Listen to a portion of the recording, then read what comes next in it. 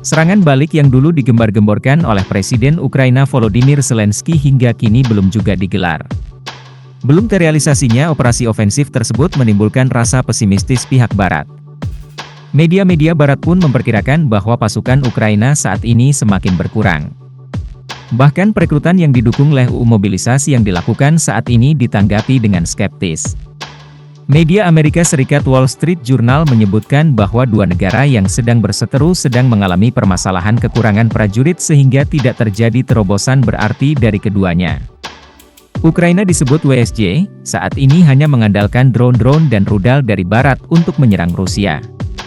Bagi Ukraina, setelah serangan balasan yang gagal pada musim panas lalu, tugas mereka saat ini adalah menggunakan senjata baru dari Barat untuk mempertahankan posisinya, kata outlet tersebut pada hari Senin, 1 Juli 2024. WSJ mencatat bahwa Kiev hanya memiliki sedikit prospek untuk mencapai lebih dari sekedar mempertahankan garis depan dalam beberapa bulan mendatang. Pasukan Zelensky pun memilih untuk menyerang Crimea dengan rudal jarak jauh yang dipasok oleh AS. Kiev disebut telah mampu mengganti kerugian dan membangun sejumlah cadangan. Namun demikian, seorang pejabat Barat mengatakan Ukraina butuh kekuatan yang sangat besar untuk melancarkan serangan besar apapun. Dan itu sulit terpenuhi. Sementara di Welt am Sonntag atau DW pesimis dengan langkah Ukraina. Media asal Jerman tersebut menyatakan bahwa pasukan Vladimir Putin masih lebih kuat di segala lini dari Ukraina. Seperti halnya WSJ, DW juga menuliskan bahwa masalah terbesar Ukraina adalah kurangnya pasukan. Karena sejak awal perang, negara ini telah kehilangan 6 digit tentara yang terbunuh atau terluka. Untuk menutupi kerugian dan membentuk brigade baru, Ukraina membutuhkan setidaknya 200.000 tentara pada akhir tahun ini, atau 50.000 tentara per kuartal. Namun sumber DW mengatakan bahwa Ukraina kesulitan untuk memenuhi kebutuhan tersebut.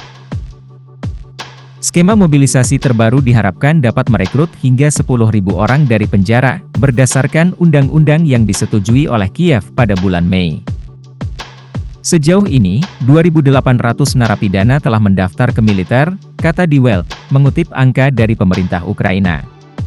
Para narapidana dijanjikan pelatihan yang layak selama 6 bulan dan gaji bulanan sekitar 100.000 hryvnia, hampir $2.500, lebih banyak jika mereka bertugas di Brigade Penyerangan, garis depan.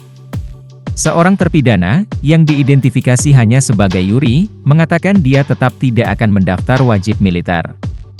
Kekhawatirannya adalah kami akan terlempar ke garis depan sebagai umpan meriam dan habis digunakan pada gelombang pertama, katanya kepada media Jerman.